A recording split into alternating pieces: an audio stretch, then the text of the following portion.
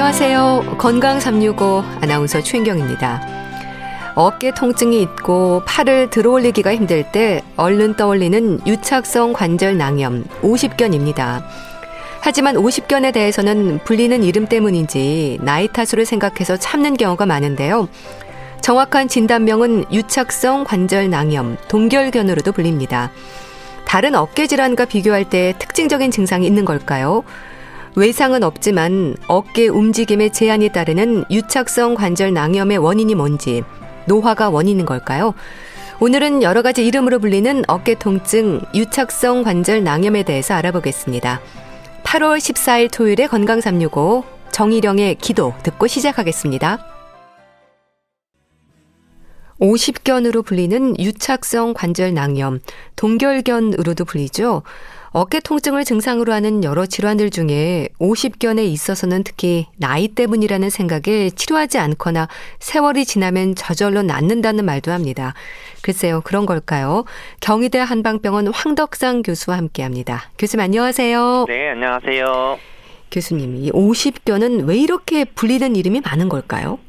네, 그렇죠. 전통적으로 약간 이제 50대쯤 돼서 우리가 갱년기, 폐경기 요때 돼서 이제 어깨가 통증이 딱 와서 갔는데 진단을 받았더니 이 질환이다. 그래서 아마 오십견이라고 전통적으로 불렸던 것 같고요. 근데 이제 물론 이 오십견이 맞는 것은 아니고 우리가 1934년쯤에 이제 동결견이라고 해서 불렀다고 얘기를 하고 또 그 다음에 어떤 병의 증상이나 양태를 보고 또 유착성 관절 낭염이라고 해서 정확한 의학적인 명칭은 그렇게 되고요.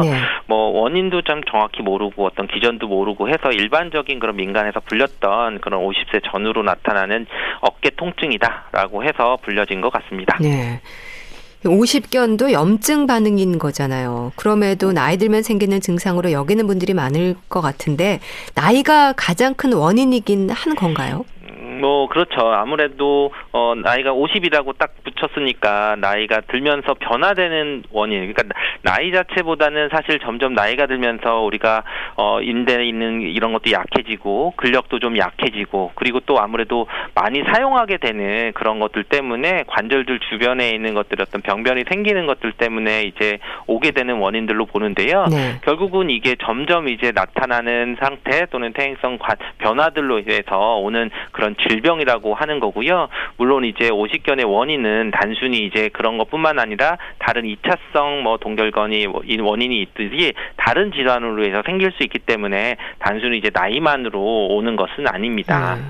이 오십견이 만성적인 어깨 질환으로 알고 있습니다. 그런가요? 그렇죠. 아무래도 이제 나이가 점점 가면서 만성적으로 이제 나타나는 어깨 관절 통증들에는 오십견도 있고 오히려 석회가 되는 것들도 있고 또는 이제 회전근개 파열이라든지 이런 것들이 몇 가지들이 있는데 이런 게 이제 주로 이제 퇴행성 관절 어깨 질환, 그러니까 어깨 관절이나 인대들이 약해지는 것 때문에 통증이 오거나 운동에 제한이 오는 그런 질환 중에 대표적인 게 또 오십견이라고 볼 수 있습니다. 팔의 움직임이라든지 또 운동 범위를 좁히는 어깨 질환들 중 가장 흔한 증상이 아닐까 싶은데요. 이렇게 흔한 이유가 뭘까요? 우리 어깨라고 하는 부분들은 사실 구조가 약간 좀 특이한 거를 생각을 하면 되는데요.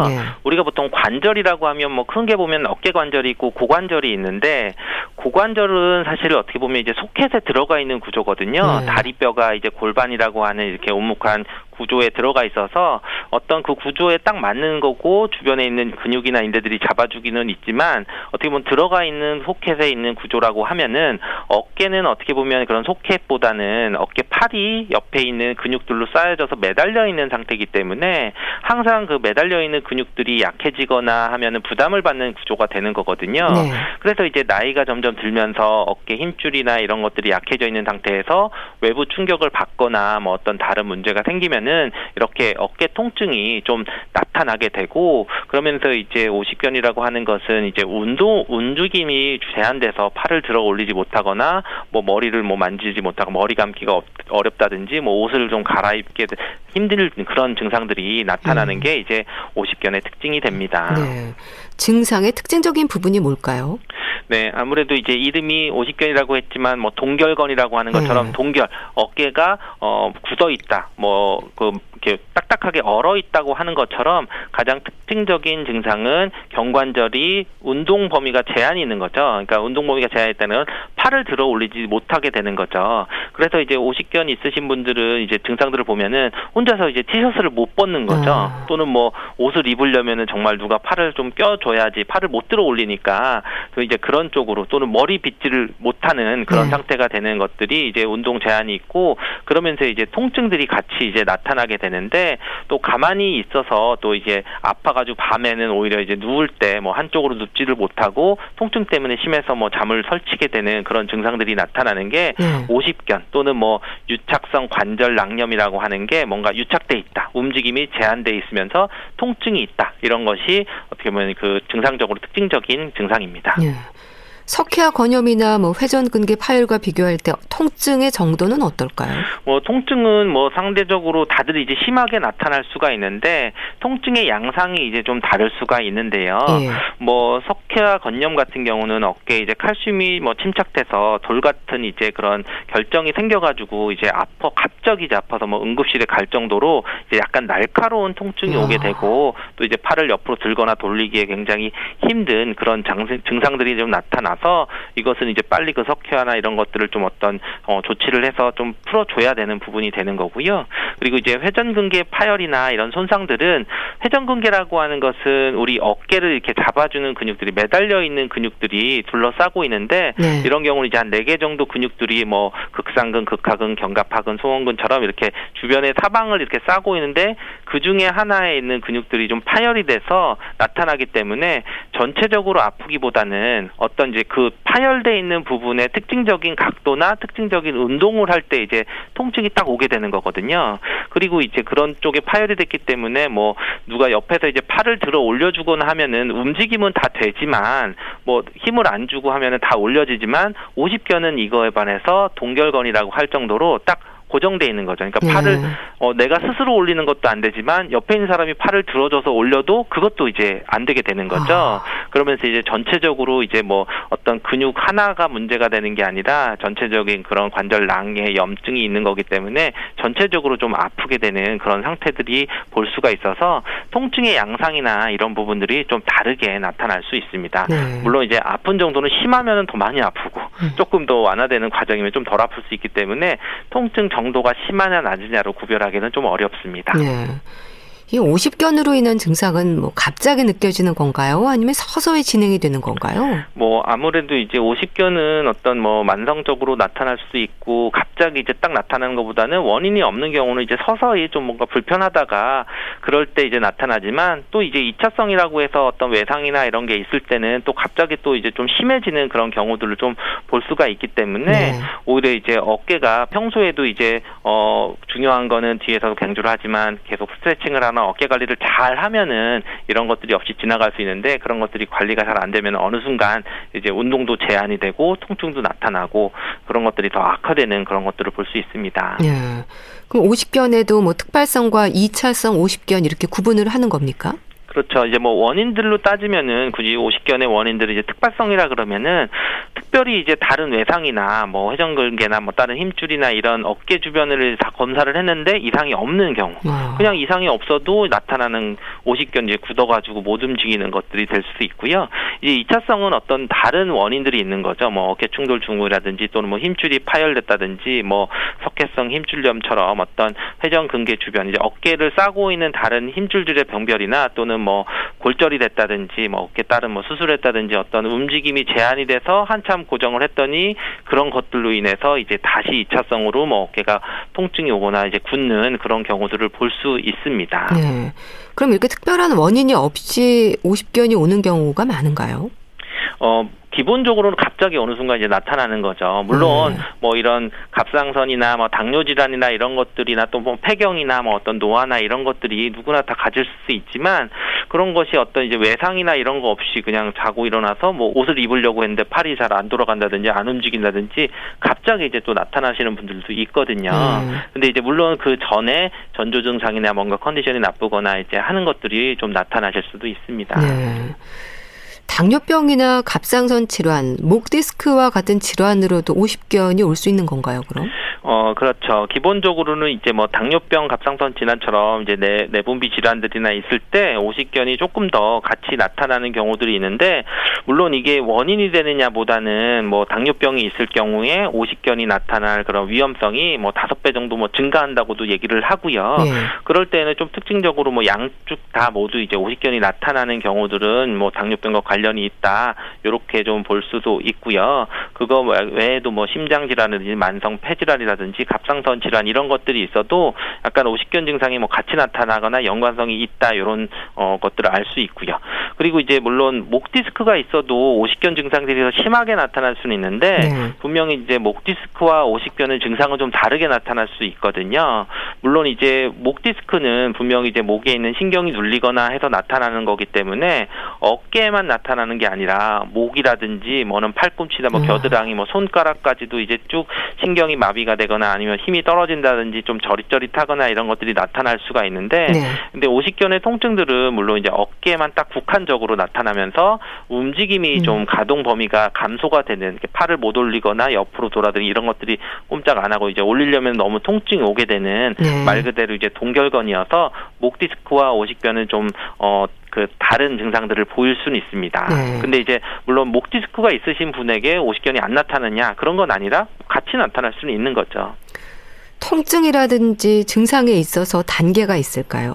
네, 아무래도 이제 오십견이 뭐 동결건이라고 하는 것들은 기본적으로 뭐 통증이 있고 또는 뭐 염증 소견이 있으면은 굉장히 심하게 통증이 있지만, 또 시간이 지나면서 어느 정도 좀 자연스럽게 좀 회복이 되는 부분들이 있어서 이거를 좀 한 3단계 정도로 나누게 되는데요.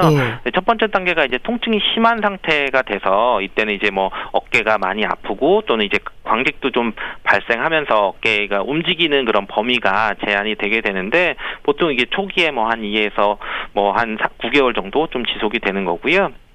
두 번째 단계는 이제 통증은 감소를 하는데 오히려 이제 그런 뭔가 불편감이 있고, 그리고 움직임이 좀 제한이 되는 그런 강직기입니다. 그래서 좀 뻣뻣하기 때문에 움직이다가 좀 끝까지 이제 올렸는데 제한이 있을 때, 그럴 때 이제 통증이 좀 있는, 가만히 있을 때 통증보다는 오히려 움직였을 때 이제 그런 통증이 되게 되는 그런 강직기가 되고, 보통 뭐 한 1년까지도 그런 기간들이 지속이 된다고 보고요.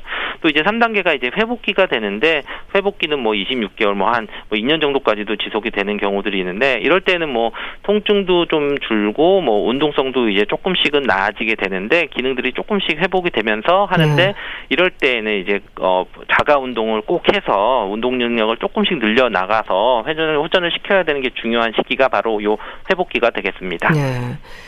저희가 이해하기 쉽도록 오십견이라는 표현으로 말씀드리긴 하지만 일단 동결견이나 유착성 관절 낭염으로 부르는 게 맞는 거죠. 그렇죠. 뭐 저도 이제 말하면서 자꾸 입에 오십견이 더 편하게 붙이긴 하는데, 의학적으로는 이제 유착성 관절 낭염이 맞는 거고요. 또 이제 동결건이라고도 이제 표현을 해서 뭐 영어로도 뭐 프로즌 숄더라고 얘기를 하는데, 이제 의학적 용어를 쓸 때는 이제 그렇게 되고, 뭐 우리가 좀 이해하기 쉽게 얘기할 때는 오히려 뭐 오십견이라는 용어를 쓰게 되는데, 결국 이제 세 가지 다 어떤 뜻이냐면은 어깨 관절이 움직이는 그 운동 범위가 제한이 있고 또는 통증이 있고, 그리고 검사하는 사람이 이제 올려줘도 이제 팔이 안 올라가게 되는 그런 운동 범위 제한이 있는 그런 특징적인 질환을 얘기를 하는 겁니다.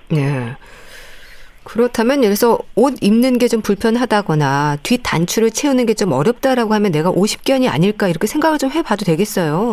그렇죠. 아무래도 그 증상들에 있어서 그 운동 범위가 제한이 되는 것들은 이제 가장 되는 건데, 물론 이제 그럴 때 이제 회전근개 파열이 되는 경우들도 사실은 이제 그런 것들이 쉽지는 않을 수 있거든요. 그런데 그게 남이 이렇게 들어주면 쭉 올라가거나 그렇게 도와줬을 때는 더 올라갈 수가 있거든요. 그럴 때 이제 오십견이 아닌 건데, 오십견은 이제 내가 들 수도 없고 남이 옆에서 이렇게 좀 뭔가 도와줘도 굉장히 좀 힘든 그런 상태가 되는 걸로 해서 어느 정도 볼 수 있는데, 물론 이제 모든 증상은 뭐 일관적으로 나타나는 건 아니기 때문에 일단은 뭐 정확하게 진료를 받고 또 다른 질환들이 있는지 없는지는 평가를 받으시는 게 가장 치료를 적절하게 빨리 하실 수 있는 방법이 됩니다. 네. 이 젊은 분들 중에도 이 동결견의 위험은 있을까요? 네, 요즘에는 뭐 50견 얘기 안 하고 뭐 40견, 뭐 30견 이런 얘기를 할 정도로 네. 있는데, 왜 이런 얘기를 생긴다고 보면은 사실은 이런 동결건 50견이라고 하는 증상들이 그 어깨 관절이나 인대들이나 이런 것들이 약해지고 또는 뭐 한 자세로 너무 오랫동안 이제 사용을 하게 됐을 때 이런 것이 악화되기 때문에 약간 퇴행성으로 노화와 관련돼서 나타난다고 볼 수 있는데, 오히려 이제 젊은 그런 연령층에 있는 그런 사람들이 어떻게 보면 이제 컴퓨터를 사용한다든지 또는 뭐 모바일 기계를 산다든지 어떻게 장시간 경직된 자세로 어떤 이런 어깨 관절이나 인대가 무리되는 자세로 어깨 관절이 피로를 누적시켰을 때 이렇게 나타나게 되는 거거든요. 그래서 이제 오히려 이제 뭐 근력도 좀 약해지고 한 상태, 오히려 나이와 상관없이 더 젊은 층에서도 어깨와 목에 있는 통증들이나 이제 50견처럼 나타나는 그런 것들도 많이 볼 수 있다고 합니다. 네. 특발성과 2차성 동결견에 있어서 치료는 좀 다르게 진행이 됩니까? 네, 아무래도 이제 50견의 치료는 가장 이제 운동 가동성을 좀 늘려주는 것과 통증을 좀 완화시켜주는 것으로 볼 수 있는데요. 물론 2차성은 이제 원인이 되는 그런 질환들이 있지만, 당장 이제 어깨는 또 이제 통증이나 뭐 이런 것들이 지속이 돼 있으면은 어쩔 수 없이 그것 먼저 치료를 해야 되기 때문에 뭐 특발성이냐 2차성이냐 이런 것들에 뭐 똑같이 당장 이제 50견 자체의 증상을 좀 완화시켜주는 것들을 같이 하면서 또 이제 추가적으로 원인이 되는 것을 좀 병행을 해야 되는 그런 치료가 있어서 단순히 그냥 뭐 원인 되는 치료만, 뭐 당뇨만 치료한다고 해서 50견이 좋아지거나 이런 건 아니고 오히려 좀 같이 병행을 하셔야 되는 그런 질병이 됩니다. 침 치료를 받는 경우가 많은데요. 침 치료를 통해서는 어떤 효과를 기대할 수 있을까요? 네, 기본적으로 뭐 침의 효과가 얘기할 때 뭐 한의학에서 뭐 어떤 뭐 순환이 잘 되게 한다든지 뭐 혈류 순환이 잘 되든지 뭐 이런 식으로 표현하는데, 결국 우리가 뭐 불통즉 통이라고 해서 뭔가 통하지 않으면은 아프다 이런 건데, 하나의 이제 팔이 뭐 어깨부터 붙어 있는 하나의 관이라고 보면은 뭔가 거기에 이제 노폐물, 담음이나 이런 것들이 좀 많이 축적이 되고 쌓이면은 이제 통증이 올 수도 있어서 침 치료를 하면은 우선적으로 이제 진통 효과도 있고 또 이제 국소적으로 혈류도 순환이 돼서 좀 긴장도 좀 완화가 되면서 뭐 염증을 좀 억제시켜주는 그런 것들이나 또는 국소적으로 부종을 완화시켜주는 그런 효과가 있다고 얘기를 합니다. 그래서 뭐 한약을 쓸 때도 비슷한 효과들을 요구하는 그런 약을 쓰면서 같이 침도 놓고, 또는 이제 심한 경우에는 이제 뭐 소염 진통 작용이 좀 높은 그런 복약침이라고 해서 벌침 같은 걸 놓는다든지 또는 뭐 다른 치료들을 병행을 해서 했을 때 오히려 50견에 대한 그런 증상들이 좀 잘 풀리고 지나갈 수 있게 치료를 할 수 있습니다.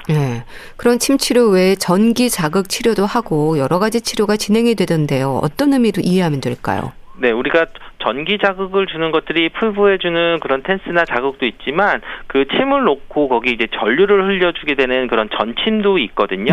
근데 이런 것들이 이제 뭐 연구나 이런 거를 보면은 우리 몸에서 이제 진통 효과가 있는 이제 엔돌핀이나 엔케팔린의 분비를 뭐 자극한다고도 얘기를 하고요. 그리고 또 여러 가지 신경전달 물질을 분비하는데 좀 촉진을 해서 뭐 진통 효과도 있고, 또 어떻게 보면 말초 신경들에 대한 마비 효과나 이런 것들을 좀 개선시키는 그런 것들도 있고, 또 뇌활성 변화나 이런 것들을 개선시킨다는 연구들이 있거든요. 결국 우리 몸에서의 어떤 신경 반응 이런 것들이 좀 전기적인 자극들이 좀 영향을 미치는 부분도 있어서, 이런 것들이 전침 자극을 하면은 신경섬유도 좀 자극도 하고 또는 뇌로 가는 그런 구심선 통통 신호들도 좀 차단을 하게 되면서 통증 완화를 하고, 또 국소적으로 혈류 순환이나 또는 좀 이완되는 그런 근육들이 이완되는 것들을 좀 해서 어깨 근육들을 좀 강화하게 되는 것들도 좀 뭐 최종적으로 좀 목표를 하면서 같이 치료를 하는 방법으로 하고 있습니다.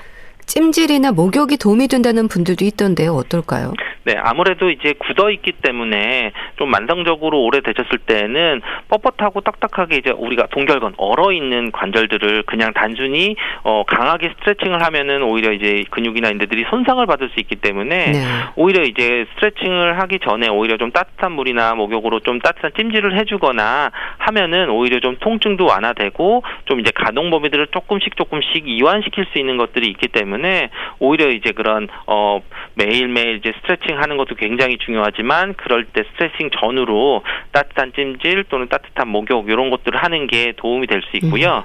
그렇지만 이제 뭐 급성기로 이제 통증이 오거나 오히려 열감 같은 게 있을 때에는 또 너무 또 뜨거운 뭐 온찜질을 하는 것보다는 오히려 약간 좀 시원한 찜질을 해주는 게 또 좋을 수도 있습니다. 나이 탓으로 생각해서 치료하지 않고 견디는 경우에 점점 더 심해지겠죠?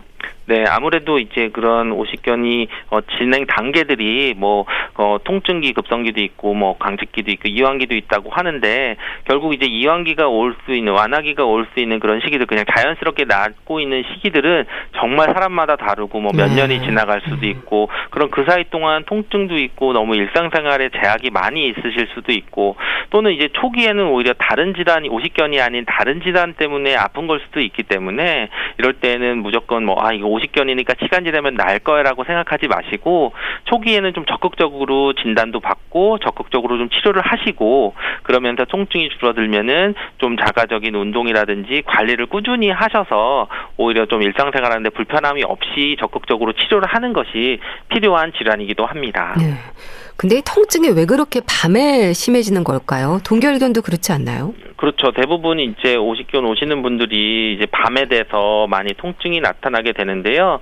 물론 이제 이게 최근 연구에 뭐 의하면은 뭐 멜라토닌이라고 하는 그런 성분들이 이제 밤에 주로 분비가 되는데 이런 것이 이제 어떤 염증과 관련되는 뭐 사이토카인 분비를 좀 자극해서 밤 통증을 유발한다. 뭐 이런 쪽으로 되어 있고요. 네. 그리고 또 이제 아무래도 굳어 있는데 잠결에 이제 눌리게 되면은 더 고정이 되어 있으니까 또 더 순환이 안 되고 좀 딱딱해져 있으니까 더 통증도 유발하는 것들이 좀 되고요. 네. 그리고 이제 이게 우리가 우리 몸에서 자는 동안은 좀 뭔가 이완도 되고 좀 휴식을 해야 되는데 뭐 동결견이라고 할 정도로 좀 굳어 있어서 어깨 단순히 어깨뿐만 아니라 전신적으로 뭔가 좀 균형도 잡히지 못하고 좀 불편한 그런 통증들도 되어 있고요.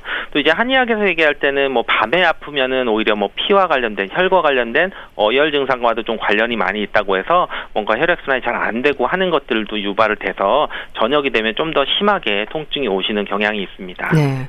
동결견으로 시작을 해서 다른 어깨 질환으로 이어지는 경우도 있을까요? 뭐 동결견 자체라고 하는 게 이제 다른 질환이 없는 것을 감별 진단해서 진단하기 때문에 다른 어깨 질환으로 뭐 심해지는 건 아니지만 기본적으로 뭐 다른 질환 어깨 질환으로 2차성으로 동결견이 나타날 수가 있는 것처럼 동시에 나타날 수가 있는 거죠. 근데 뭐 이제 동결견이 뭐 다른 질환으로 뭐 가거나 갑자기 뭐 목 디스크로 가거나 이제 이런 거는 전혀 아니죠. 네. 동결견으로 고생하는 분들은 아무래도 움직임이 수월치 않아서인지 또 운동에도 소극적이 되는데요. 도움이 되는 운동법이 있지 않을까 싶습니다. 알려주세요. 네, 기본적으로는 이제 가장 무리가 안 되는 지금 내가 아픈 통증 또는 가동 범위에서 너무 무리가 안 되는 스트레칭이 가장 좋습니다. 네. 아무래도 이제 이런 동결건이 오시게 되는 분들이 평소에도 이제 어깨를 좀 무리하게 사용하는 운동들을 좀 강하게 하거나 또는 뭐 장시간 운동을 했다든지 또는 이제 무리하게 뭐 어떤 작업을 하거나 또 뭐 이렇게 무리가 되는 그런 작업을 한 이후에 좀 더 심해지는 경우들을 많이 볼 수 있거든요. 네. 그렇지만 그렇기 때문에 이런 것들 이제 통증이 오기 전에 예방하는 방법도 되고 또는 이제 통증이 있고 좀 어느 정도 회복이 될 때에는 어깨 스트레칭이나 이런 부분들을 다양하게 꼭 해주는 것이 가장 중요합니다. 네. 자, 이런 증상이 있다면 동결견을 의심하고 진단을 받아볼 필요가 있다. 짚어주십시오. 네, 아무래도 이제 팔을 위로 쭉 올리려고 할 때 팔이 안 올라가고 굳어가지고 이제 팔이 귀에 닿지 않는다. 이러면은 좀 의심할 수도 있고요. 네. 또는 이제 뭐 옷을 벗으려고 하는데 팔을 못 올려서 옷을 다 한쪽으로 벗기 힘들다. 이런다고 할 때는 오히려 좀 동결견을 의심할 수도 있고 그리고 이제 그 아픈 쪽으로 이제 누워가지고 좀 눌렸을 때 어깨가 좀 통증이 굉장히 심하게 유발이 되면은 오히려 이제 그런 동결견 증상들이 좀 있다고 또 좀 볼 수 있습니다. 네, 알겠습니다. 자, 오늘은 오십견으로 불리는 유착성 관절 낭염, 동결견에 대해서 알아봤는데요. 경희대 한방병원 황덕상 교수와 함께했습니다. 말씀 잘 들었습니다. 감사합니다. 네, 감사합니다. KBS 라디오 건강365 함께하고 계신데요. 마야의 나를 외치다 듣고 다시 오겠습니다.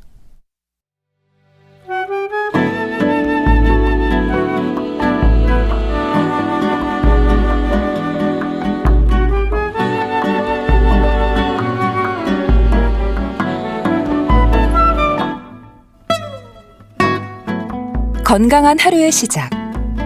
KBS 라디오 건강 365 최윤경 아나운서의 진행입니다.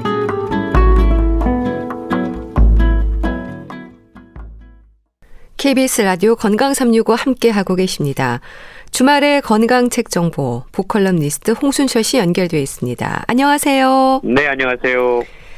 바이러스를 이기는 새로운 습관, 오늘 소개해 주실 책 제목입니다. 바이러스라는 말만 들어도 요즘 고통스러운데요. 이거 뭐 코로나19와 관련한 내용인가요? 그렇습니다. 사실 코로나19처럼 인류에게 2년이 지나도록 이렇게 고통과 공포를 주는 질병은 일찍이 없었던 것 같은데요. 네. 이 코로나 팬데믹이 오기 전까지 사람들은 뭐 건강이 좀 좋지 않고 뭐 기저질환이 있다고 하더라도 그럭저럭 지낼 수 있었습니다. 그런데 지금은 상황이 많이 달라졌죠. 완전히 새로운 세상에 살고 있는데요. 건강이 좀 좋지 않고 기저질환이 있다라는 것은 코로나 바이러스에 감염되었을 때 이게 가벼운 열과 기침이 나고 마느냐 아니면 중환자 실시대를 치느냐와 같은 커다란 차이를 만들어 내버렸는데요. 네. 그러니까 평소의 건강관리의 중요성이 과거 그 어느 때보다도 더 중요해진 시대를 우리가 지금 살고 있다는 거죠. 미국 ABC 뉴스의 수석 의학 전문 기자로 간판 뉴스 프로그램인 굿모닝 아메리카 등에서 의학 뉴스를 담당하고 있는 제니퍼 애슈턴, 이분은 의사이기도 한데요. 책을 통해서 불안정한 팬데믹 시대에 안전하고 온전하게 건강을 지키고 또 질병으로부터 회복력을 키울 수 있는 다양한 방법들을 소개를 하고 있습니다. 네. 팬데믹이 시작되고 나서부터 거의 매일 13시간씩 관련 방송을 하고 있다고 그럽니다. 그렇군요. 얼마나 많은 정보들을 접하고 전문가들을 만났겠습니까? 네. 그래서 이 책을 통해서 그 경험들이 생생히 녹아 들어가 있는 걸 확인할 수가 있는데요. 정말 생생하고 절실한 현장 상황 그리고 전문가들의 견해가 곁들여져 있습니다. 코로나19와 함께 살고 함께 자고 꿈도 꾸고 있다라고 전하고 있는데요. 네. 그에 대한 다양한 이야기, 역학 전문가의 이야기, 공중보건 전문가의 이야기, 감염병 전문가들과 수시로 나누었던 코로나 바이러스와 관련된 다양한 이야기들이 잘 정리가 되어 있습니다. 의학 전문 기자가 쓰신 거네요.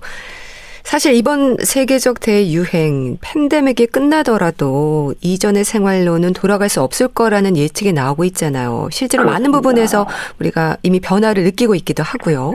그렇습니다. 이 감염병 상황은요, 우리가 어디서 운동을 하고 또 어떻게 쇼핑하는지 우리의 일상을 바꿔놨습니다. 네.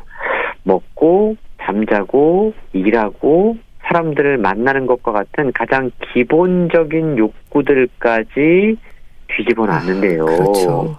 우리가 2019년을 기억해보면 아무렇지도 않게 사무실에 출근하고 외식하러 나가고 친구나 친지를 만나서 서로 막 정말 대화를 나누고 서로 허깅을 하고 이런 게 평범한 일상이었거든요. 네. 근데 지금은 그렇지가 않습니다. 저자는요, 사람들이 언제 정상적인 생활로 돌아가죠? 라는 묻는 말을 들으면 네. 마음이 참 아프다라고 우리가 전하고 있습니다. 이 얘기를 많이 하죠. 정상적인 일상으로 앞으로 영원히 돌아가지 못할 수도 있기 때문인데요. 네. 그래서 책은요, 지금 현재의 모습이 앞으로 우리의 새로운 일상이 될 것이다.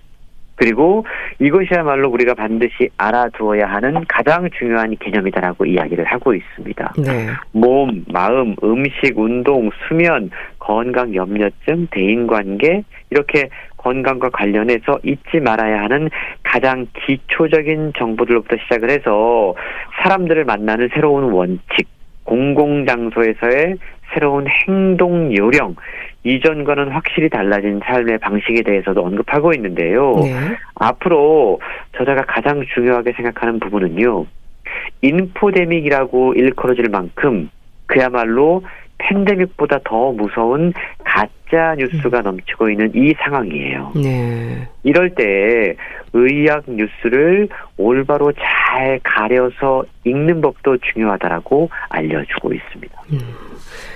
참 이 포스트 코로나 시대에는 그동안 우리가 당연하게 생각해 왔던 것들이 당연하지 않는 세상이 펼쳐질 것 같아요. 그렇습니다. 최근요, 저자가 늘 익숙한 뉴욕의 센트럴파크에서 목격한 새로운 낯선 세상을 소개하는 것으로부터 시작이 돼요. 네.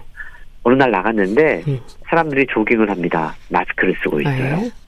그리고 늘 바쁘게 사람들로 북적거렸던 공원에 한적한데 할 일 없이 배회하는 뉴요커들이 눈에 보이는 겁니다. 그리고 공원 저쪽 끝에 식품 매장이 있는데 그 앞에 길게 늘어선 줄이 있어요. 네. 저자는요, 개인적으로는 의사로 그리고 의학 전문 기자로 살아오면서 사회적, 의학적, 경제적, 정치적, 물리적 그리고 정신적으로 그 충격이 지금의 코로나19 근처에도 갈 만한 사건을 한 번도 경험하지 못했다라고 전하고 있어요. 네.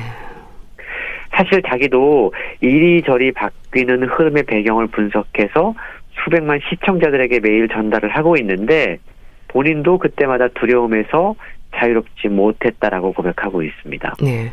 사실 에볼라 바이러스 같은 질병은요, 치명적이긴 하지만 쉽게 잘 걸리지 않아요. 네. 그리고 질병을 억제하고 근절하기가 비교적 쉽다고 그럽니다. 근데 지금 우리가 경험하고 있는 이 코로나19는 전염성이 상당히 높고 치사율도 들쑥날쑥한 상황이기 때문에 통제하기가 너무 어렵다라고 지적을 하고 있다라는 거죠. 그렇죠. 전염성이 매우 강하지만 그렇게 치명적인 질병이 아닌 독감처럼 말입니다. 네. 하지만 코로나19는요, 독감과는 다르게 현대의학이 아직 완전히 통제하지 못하고 있다라는 문제가 있다라는 거죠. 게다가 앞으로 집단 면역을 달성하거나 치료제를 개발한다고 하더라도 네. 또 다른 지금의 코로나19보다 더 무서운 바이러스의 공격과 마주칠 가능성이 높다라는 점도 우리에게 참으로 어려운 상황이라는 점을 최근 지적하고 있습니다. 참 듣기만 해도 무섭네요. 이 코로나19로 인한 공포감이 사람들의 생각을 바꾸어 놓았을 것 같은데요. 일단 사람들이 많이 모이는 곳에 가는 걸 조심스러워 하지 않을까요? 그렇습니다. 최근 그 부분이 우리가 앞으로 일상을 살아감에 있어서 가장 주의해야 될 점이다라고 이야기를 하고 있습니다. 네. 적어도 앞으로 여러 해 동안 사람들이 많이 모인 공간에 들어가는 것을 사람들은 매우 조심스러워할 수밖에 없을 텐데요. 포옹도 자제할 것이고 또 파우치 박사가 이미 여러 차례 이야기한 것처럼 악수가 사라질 가능성도 있다라는 거죠. 네. 공공장소에 비치해둔 손 세정제도 당분간 사라지지 않을 것이다 라고 최근 지적하고 있는데요. 평생 공공장소에는 마스크를 벗지 않을 사람들도 있을 거라는 겁니다. 기침이나 재채기를 하는 사람을 보면 무조건 피하게 될지도 모릅니다. 네. 저자는 이런 상황이 마치 외상 후 스트레스 장애에 해당되는 상황일지도 모른다라고 이야기해요. 그럴 수도 있겠네요. 실제로 그렇다라는 겁니다. 네. 지금의 상황이 너무나 비극적이고 무섭고 혼란스러운 일이기 때문에 새로운 일상을 맞이하게 될 우리 모두 앞으로 외상 후 스트레스 장애 증상을 보일 수도 있다라는 겁니다. 네. 그리고 새로운 변종 독감이나 새로운 바이러스가 나타났다는 뉴스를 듣게 되면 겁부터 먹고 최악의 상황에 대비하려고 들 것이라는 거죠. 팬데믹 초기에 전국적으로 록다운 조치가 시행될 당시의 상황들을 사람들은 떠올리게 될 것이고 매우 불길한 예감, 공포감, 우울감에 휩싸일지도 모르기 때문에 어떠한 상황보다 그 상황에 대처하는 우리의 마음가짐이 더욱더 중요한 시대가 올 것이다라고 이야기하고 있습니다. 네. 참 이 고통스러운 현실에서 우리가 할 수 있는 일, 특히 건강을 지키는 일이 참 중요하잖아요. 맞습니다. 책 제목처럼 바이러스를 이기는 새로운 습관, 어떤 조언이 담겨 있나요? 책에 다양한 조언들이 소개가 되고 있는데요. 네. 책은요, 우리의 몸을 이러한 감염병으로부터 예방하기 위해서 해야 할 가장 효과적인 일 한 가지를 꼽으라면 네.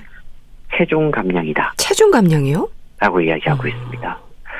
과체중이나 비만은요. 네. 코로나19 중증 감염을 유발하는 가장 큰 위험 인자라고 그럽니다. 실제 비만은 암, 심장 질환을 비롯해서 여러 가지 심각한 질병보다 더 무서운 최대의 위험 인자라고 그러는데요. 예. 비만이요. 천식이나 폐기종, 폐질환보다 코로나19 합병증에 훨씬 더 취약하고 위험하다고 그럽니다. 2020년 8월 달에 환자 40만 명을 대상으로 한 메타 분석 자료가 책에 소개가 되고 있는데요. 네. 비만이면서 코로나19에 감염된 사람이 입원 치료를 받을 가능성이 건강한 체중의 사람보다 무려 113% 더 높았다고 합니다. 그렇군요. 중환자실 입원 가능성이 78% 높았고요. 사망 가능성도 48% 더 높았습니다. 네. 젊은이들의 경우에도 비만인 경우에는 다른 위험 인자가 없다고 하더라도 코로나19에 감염되면 입원할 확률이 더욱더 높아졌다고 그러는데요. 과체중이나 비만은 우리 체내에 들어온 다른 질병과 마찬가지로 염증을 키우고 면역 체계를 약화시키고 감염과 맞서 싸우는 우리 몸의 능력을 저하시킨다고 그럽니다. 네. 그리고 또 한 가지 최신 연구 결과에 따르면 코로나19로 사망할 확률이요. 남성이 여성보다 2배 더 높다고 합니다. 이게 감염 비율은 비슷한데 네? 사망 확률이 높은 이유가 뭘까?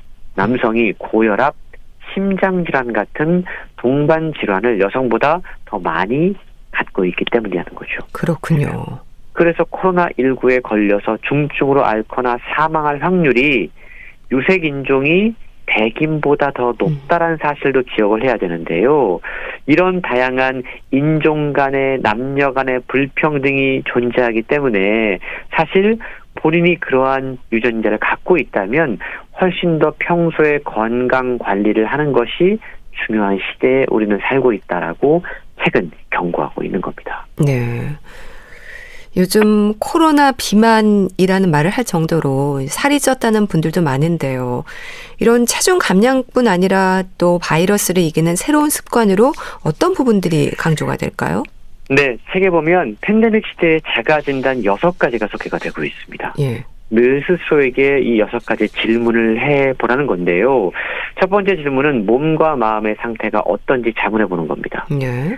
매일 바쁜 일상을 살아가면서 자신의 몸을 챙기지 못하는 것보다 내 현재 상태가 어떤지 자기 자신에게 질문해보는 습관이 더욱더 중요한 시대다라고 책은 이야기를 하고 있어요. 네. 두 번째 자가진단은 하루의 습관이 어떤지 따져보는 겁니다. 하루에 운동은 얼마나 하는지, 잠은 평소에 몇 시간 자고 있는지, 술이나 담배는 어떠한 상황인지 자기의 습관을 점검해보는 것이 더욱더 필요한 시대라는 거고요.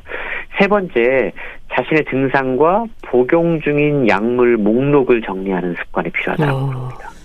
여기에는 정신건강과 관련된 사항도 반드시 포함이 되는데요. 예. 왜 내가 이 약을 먹게 됐는지, 지금의 상태는 어떤지, 약을 처방전대로 지금 제대로 복용하고 있는지, 그리고 지금 먹는 약을 계속 복용할 필요가 있는지 제대로 알아야 된다는 거죠. 네. 그래야지만 어떠한 상황이 닥쳤을 때 약으로 인한 합병증을 피할 수 있기 때문이라는 겁니다. 네 번째 자가진단은요, 건강 가계도를 작성하는 겁니다. 건강 가계도요. 가족력이 참 중요하지 않습니까? 예. 암, 고혈압 이런 것에 가족력이 있다면 그 가족이 어떤 종류의 암을 언제 걸렸는지, 그리고 또 다른 위험 요소가 무엇이었는지, 치료는 어떻게 받았는지를 미리 살펴보는 것이 중요하다라고 책은 지적하고 있고요. 네. 또 다섯 번째 자가 진단도 중요한데요. 병원에 갈 때 느낀 기분이 어떤지를 확인해 보라고 이야기합니다. 병원에 갈 때 두려운 마음이 들었는지, 네. 병원에 다녀오면 기분이 좋았는지 나빴는지, 병원에 갔을 때 절망감, 놀람, 두려움, 불신감 같은 것들이 든 적은 없었는지. 네. 사실 이 질문은 예전 같으면 크게 의미가 있는 질문은 아니었는데 지금 그리고 앞으로 살아갈 팬데믹 시대에 병원에 대한 우리의 느낌과 경험은 더욱더 중요한 질문이 될 수 있다라고 책은 이야기를 하고 있어요. 네. 여섯 번째 자가 진단도 중요한데요. 자신의 코로나 바이러스 위험 요소를 정리하는 겁니다. 예를 들자면 만약에 65세 이상의 남성이고 예. 유색 인종이라면 위험 요소가 정상 체중을 가진 30세 백인 여성의 위험 요소와 다를 수 있다는 거죠. 그래서 자신이 어떠한 환경에 처해 있는지를 알아야지만 그것에 훨씬 더 대비를 잘 할 수 있다라는 건데요. 네. 코로나19 바이러스가 어떠한 위험 요소를 더 잘 공격하는지, 그리고 어떠한 부분들을 방어해야 되는지 다양한 질문을 통해서 자신의 상태를 진단해 볼 필요가 있다는 거죠. 네. 앞으로 우리는 완전히 새로운 일상을 살아가게 된다라고 최근 여러 번 힘주어 강조하고 있는데요. 그런 상황에서 우리가 건강하게 살아가기 위해서 취해야 될 주의점은 무엇인지, 행동은 무엇인지, 이전과는 다른 일상에서 우리가 달라져야 될 생각은 무엇인지 책을 통해서 상당히 자세하게 소개를 하고 있습니다. 네. 내가 나를 지킬 수 있는 새로운 습관들이 또 자리할 것 같네요. 자, 건강책 정보, 바이러스를 이기는 새로운 습관 소개해 주셨는데요. 북컬럼니스트 홍순철 씨와 함께했습니다. 감사합니다. 고맙습니다. 윤도현의 사랑2 보내드리면서 인사드릴게요. 건강365 아나운서 최인경이었습니다. 고맙습니다.